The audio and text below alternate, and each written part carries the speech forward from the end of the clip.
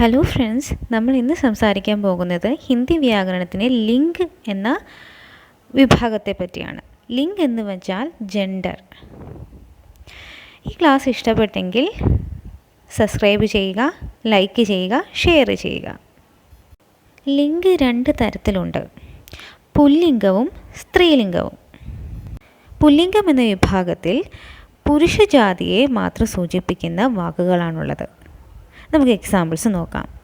ലഡ്ക എന്ന് വെച്ചാൽ ആൺകുട്ടി, പിത എന്ന് വെച്ചാൽ അച്ഛൻ, ഭായി എന്ന് വെച്ചാൽ സഹോദരൻ, ചാച്ച എന്ന് വെച്ചാൽ ചിറ്റപ്പൻ, പേഡ് എന്ന് വെച്ചാൽ മരം, ബന്ദർ എന്ന് വെച്ചാൽ ആൺകുരങ്ങ്. ഇനി ഒരു വേർഡ് തന്നാൽ നമ്മൾ എങ്ങനെ മനസ്സിലാക്കും ഇത് പുല്ലിംഗമാണോ എന്ന്? പുല്ലിംഗത്തിൽ പർവ്വത് എന്ന് വെച്ചാൽ പർവ്വതങ്ങൾ, മാസ് എന്ന് വെച്ചാൽ മാസങ്ങൾ, വാർ എന്ന് വെച്ചാൽ നമ്മുടെ ആഴ്ചയിലെ ഓരോ ദിവസം, ഗ്രഹ എന്ന് വെച്ചാൽ പ്ലാനറ്റ്. ഈ പറഞ്ഞ കാര്യങ്ങളുടെ എല്ലാം പേരുകൾ എപ്പോഴും പുല്ലിംഗമായിരിക്കും. പക്ഷെ ഒരു എക്സെപ്ഷനുണ്ട്: പൃഥ്വി. പൃഥ്വി എന്ന് വെച്ചാൽ എർത്ത് സ്ത്രീലിംഗമാണ്. മരങ്ങളുടെ പേരും പുല്ലിംഗ പദമാണ്. പക്ഷെ ഒരു എക്സെപ്ഷനുണ്ട്, അതാണ് ഇമലി. ഇനി അനാജോക്കെ നാം. അനാജ് എന്ന് വെച്ചാൽ ധാന്യങ്ങളുടെ പേരും പുല്ലിംഗ ശബ്ദമാണ്. പക്ഷെ അതിനകത്ത് എക്സെപ്ഷനുണ്ട്, അതാണ് മക്കി എന്ന് വെച്ചാൽ ചോളപ്പൊടി, അർഹർ എന്ന് വെച്ചാൽ സാമ്പാർ പരിപ്പ്, ജ്വാറും മൂങ്ങും വേറൊരു തരം പൾസസാണ്. ഇനി ദ്രവ് പദാർത്ഥമൊക്കെ നാം. ദ്രവ് എന്ന് വെച്ചാൽ ലിക്വിഡായിട്ടുള്ള പദാർത്ഥങ്ങളുടെ പേരും പുല്ലിംഗ പദങ്ങളാണ്.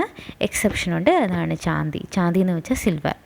രത്നോക്കെ നാം വെച്ചാൽ രത്നങ്ങളുടെ പേരുകളും, സമുദ്ര എന്ന് വെച്ചാൽ സമുദ്രങ്ങളുടെ പേരുകളും, ദേശ് എന്ന് വെച്ചാൽ ദേശങ്ങളുടെ പേരുകളും പുല്ലിംഗ പദങ്ങളാണ്. പക്ഷേ ദേശങ്ങളുടെ പേരുകളിൽ ലങ്ക എന്ന ശബ്ദം സ്ത്രീലിംഗമാണ്. ഇനി ശരീരത്തിലെ ചില ഭാഗങ്ങളും പുല്ലിംഗ പദങ്ങളാണ്. ആ എന്ന സ്വരത്തിൽ അവസാനിക്കുന്ന തത്സം സംജ്ഞകളും പുല്ലിംഗ പദങ്ങളാണ്. തത്സം എന്ന് വെച്ചാൽ സംസ്കൃതത്തിൽ നിന്ന് കടമെടുത്ത വാക്കുകൾ. സംജ്ഞ എന്ന് വെച്ചാൽ നാമം. എക്സാമ്പിൾസ് നോക്കാം. ജൽ എന്ന് വെച്ചാൽ വെള്ളം, വചൻ എന്ന് വെച്ചാൽ വാക്ക്, ചിത്ര എന്ന് വെച്ചാൽ ചിത്രം. ക, ത്വ എന്നീ വ്യഞ്ജനാക്ഷരങ്ങൾ അവസാനിക്കുന്ന ശബ്ദങ്ങളും പുല്ലിംഗമാണ്. ഗായക് എന്ന് വെച്ചാൽ ഗായകൻ, നായക് എന്ന് വെച്ചാൽ നായകൻ, മനുഷ്യത്വ എന്ന് വെച്ചാൽ മനുഷ്യത്വം, മഹത്വ എന്ന് വെച്ചാൽ മഹത്വം. ഇവയെല്ലാം പുല്ലിംഗ പദങ്ങളാണ്. ഇനി ആ, ആവ്, പാ, പൻ, ന എന്നീ അക്ഷരങ്ങളിൽ അവസാനിക്കുന്ന ശബ്ദങ്ങളും സാധാരണയായി പുല്ലിംഗ പദങ്ങളാണ്. നമുക്ക് എക്സാമ്പിൾസ് നോക്കാം. മോട്ട. മോട്ട എന്ന് വെച്ചാൽ തടിച്ച, ഫാറ്റ്. ബഹാവ് എന്ന് വെച്ചാൽ ഒഴുക്ക്. ബുഢാപ്പ എന്ന് വെച്ചാൽ വാർദ്ധക്യം. ബച്പൻ എന്ന് വെച്ചാൽ ചൈൽഡ്ഹുഡ്. ലേൻ ദേൻ എന്ന് വെച്ചാൽ ഗിവ് ആൻഡ് ടേക്ക്. ഇവയെല്ലാം പുല്ലിംഗ പദങ്ങളാണ്. സ്ത്രീജാതിയെ സൂചിപ്പിക്കുന്ന വാക്കുകളാണ് സ്ത്രീലിംഗത്തിൽ ഉൾക്കൊള്ളുന്നത്. നമുക്ക് എക്സാമ്പിൾസ് നോക്കാം.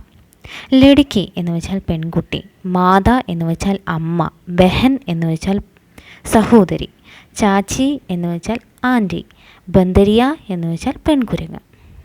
ഇനി ഒരു വേർഡ് തന്നാൽ അത് സ്ത്രീലിംഗമാണോ എന്നെങ്ങനെ നമ്മൾ മനസ്സിലാക്കും? നദികളുടെ പേരുകൾ. തിഥി എന്ന് വെച്ചാൽ തീയതി, ഭാഷ എന്ന് വെച്ചാൽ ഭാഷ തന്നെ, ബോലി എന്ന് വെച്ചാൽ ഒരു ഭാഷയുടെ വേറെ വേരിയൻസ്. ഇവയുടെ എല്ലാം പേരുകൾ സ്ത്രീലിംഗ പദങ്ങളാണ്. ഇകാരാന്ത്, ആകാരാന്ത്, ഉകാരാന്ത്, തത്സം സംജ്ഞായ എന്ന് വെച്ചാൽ ഈയിൽ അവസാനിക്കുന്ന, ആയിൽ അവസാനിക്കുന്ന, ഊയിൽ അവസാനിക്കുന്ന. തത്സം എന്ന് വെച്ചാൽ സംസ്കൃതത്തിൽ നിന്ന് കടമെടുത്ത വാക്കുകൾ എല്ലാം സ്ത്രീലിംഗത്തിലാണ് ഉള്ളത്. അഗ്നി, ശക്തി, ദയ, കൃപ, വായു, ആയു എന്ന് വെച്ചാൽ വയസ്സ്.